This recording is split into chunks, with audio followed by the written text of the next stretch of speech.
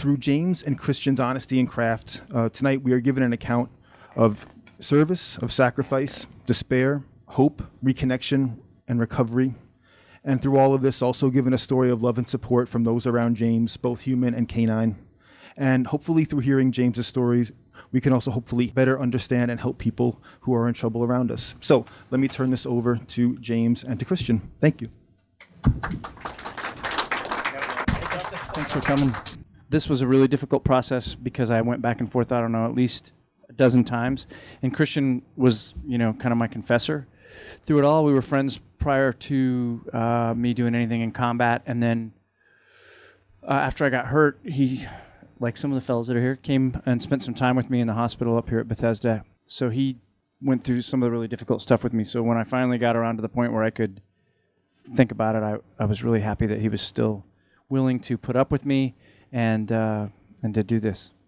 So I think it's turned out really well. He's very smart. If I had been the one writing this, it would have been in crayon. Yeah, so we're really lucky. How many of you are familiar with the story? Do you want me to give a 30-second overview of what actually happens in the book? It might help. So it's about Jimmy Hatch, who's right here. He's an unusual guy, and long story short, he was in that unusual counter-terror unit in the Navy, which means they go out every night and conduct high-pressure, high-intensity capture-kill raids to get the big targets of this country. Did it for a long time, and he enjoyed it. He was satisfied. He was fulfilled. It was his calling. He was living at what he calls a high frequency of life, right? So he's at a high frequency, and even though it was shot through with darkness and horror at times and violence, he also found a kind of refuge there. He found his calling there, and he found pure moments, genuinely pure moments, where he was linked with the guys in his squad. He was connected in a way. He was doing what he basically feels he's on Earth to do. And so here you have a guy, classic storyline, living life completely fulfilled and intensely. He gets shot trying to rescue Bo Bergdahl, the fellow who walked off his base. And after he gets shot, he plummets, ejected from the life that he was familiar with and that he loved, all of a sudden haunted by a lot of the stuff that had been building up over the course of the previous 15 years. And he goes like this. I'm going to demonstrate with my hand the story arc. Are you ready? It's very simple. It's up here. Let me use this, actually. This golden ball is Jimmy, okay? This golden ball is Jimmy. And here's Jimmy, high frequency, shot going after Bergdahl, straight down, ends up with a gun in his mouth, and he's disarmed by his wife at home. Bottoms out, hits absolute rock bottom. Long story short, he is essentially, for the most part, saved and resuscitated by friends and by a handful of tools that friends have given him. And he's here, he's not back at pure gold, he's the first one to tell you that, but he's still rebounding. And the reason, thank you, sir. And the reason the book is important is because what has helped him, what has saved him, here's the interesting part for me, can help and save many of us.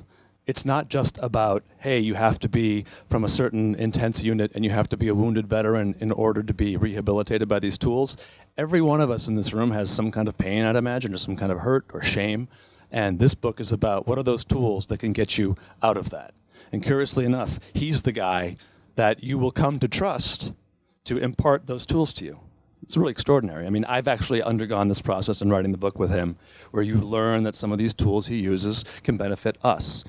It was really fun and very difficult writing with Christian.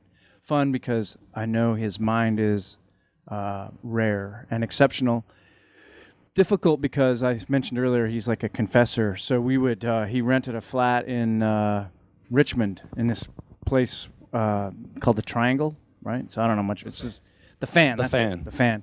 And so I would drive up there. We would meet and we'd start talking about things, and I thought I had kind of gone through all the stuff that was difficult, but as we were putting the story together, I discovered that there were things that I was struggling with. So the fun part was giving him a hard time as a way to kind of vent, because I was going through all these stresses in my head, and he put up with it really well.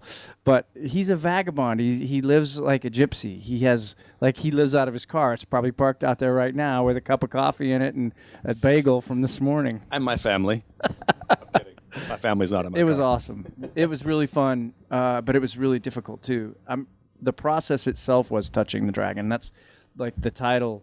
When I was locked up after my little suicidal antics, the psychologist that had been working with me knew that he could use, I guess it's basically cognitive behavioral therapy.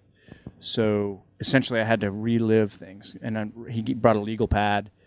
And he didn't want to do it prior to me being locked up because he was afraid that it would be too much pressure and that I would not deal with it well. And he was right. So when I was locked up, he said, it's too late. Now we got you, right? So I would write, and the one we talk about, I think, is the night that I got hurt. Excuse me. I felt like I made some mistakes and that I could have done this better or that better. I blamed myself for the dog getting killed and putting my buddies in danger and the helicopter crew that had to come get me in a really mean firefight, put them all at risk. And I couldn't forgive myself because I felt like if I'd have done something differently, that wouldn't have happened. But the truth was, after I went through it again and again and again, because the psychologist is a smart guy, he had me write it down, and I did it in about 3 paragraphs. And he said, no, that's not going to do it. Let's take it to a half an hour before you went on the mission till you woke up in Germany. And so I did it. And then he said, okay, now I want to know what you smelled, what you heard, and I want you to break it down even more. So it ended up being about 6 pages finally, and it took about a week. And I realized at the end of it, he said, now listen, you've done all of this. You've looked at it based on your experiences. Now, of course, I don't have, I'm not abusing substances, so I can think clearly. I've gone through all of this. I'm under observation. He said, do you still think you messed up? And I said, no, I'd do what I did again. And I've applied that again and again, touching the dragon. That's what I called it. I call him the dragon tamer. He's a brave guy. When I was locked up, he wouldn't do it sitting in a room with me. Jimmy, tell them why you call it touching the dragon, what that means. Dragon's scary, and you got to confront it, the scary things. You don't want to go down those roads, but you have to if you're going to move on.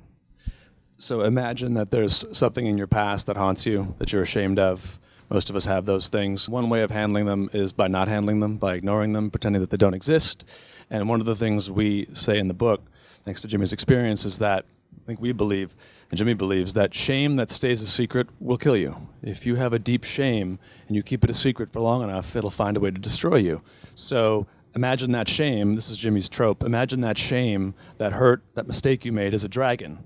And why is it a dragon? And this is Jimmy's archetype. It's a dragon because it's going to burn you. You fear that if you confront it, if you open that wound, if you look at it, if you dive into that mistake you made, it's going to incinerate you and destroy you. But the truth is, if you have the courage to walk up to that dragon and touch it, it does not burn you, it does not kill you. And that's actually one of the tools that the book gives people, I think, to use in order to help them deal with their own problems. And by the way, one other anecdote I wanted to share is I was at an event with Jimmy where he was talking.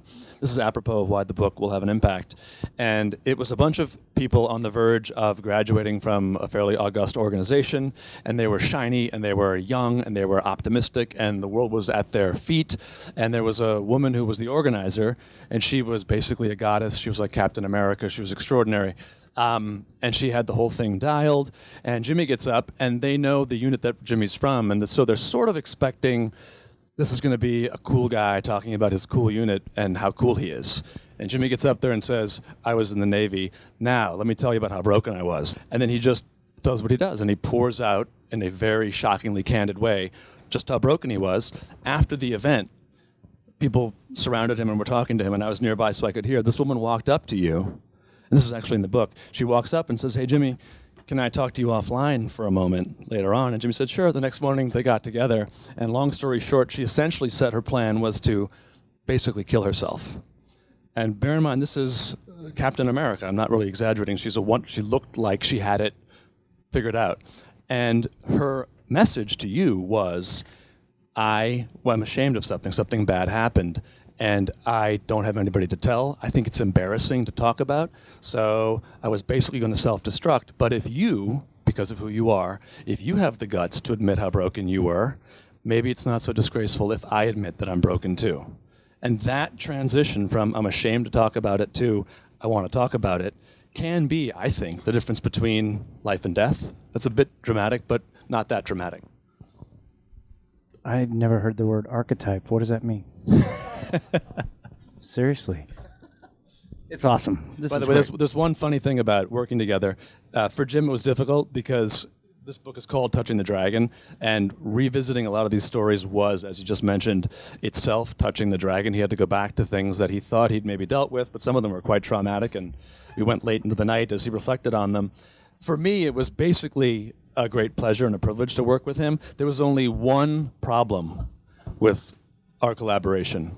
He's a great fellow, and I admire him, but when he came to the Fan and would stay with me and we'd write together, you're living closely compacted, you're in intimate space together, I'm in his psyche, I'm in his head. That talk about intimacy, right? And the only problem was our work with him, because I like to get up early and he likes to kind of lollygag, sleep in, kind of kick around, roll out of bed at 11 a.m. I haven't told you this before, but that was basically the only problem I have with collaborating with you, was your discipline. It was a little bit lax. I mean, I like to be up at 5 a.m. and get things cooking. But now you know. I just figured this would be a good occasion to bring that up. You don't think I'll hit you in front of these people? No, actually, the joke was I'd be up at 7, patting myself on the back for the early rise. And he's been up since 4. He's, cooked breakfast, built a small hut in the corner. He's got a fire going off in the fireplace. So my attempts at being an early riser to match you failed miserably, but that's okay. I will say one thing about that. Christian lacks something that a lot of humans have, and that is the ability to say, that's good enough. He doesn't have that. So he may have slept a lot. That's not true. He's just a late guy, and I'm a real early guy. The military kind of did that to me. It was difficult working with him because there's not a lot of mistakes in there. And he made me, really work through things and be just true. That's the only word I can really think of. And it's a quality, I think, timeless, honestly, story that he put together, throwing things that I had said about my experiences into a bowl, and he kind of stirred it up, and he calls it the connective tissue, the way it's structured. And then the ending is amazing. Don't go there first. You won't get it. But he came up with it. I'm really proud. I'm really proud of it.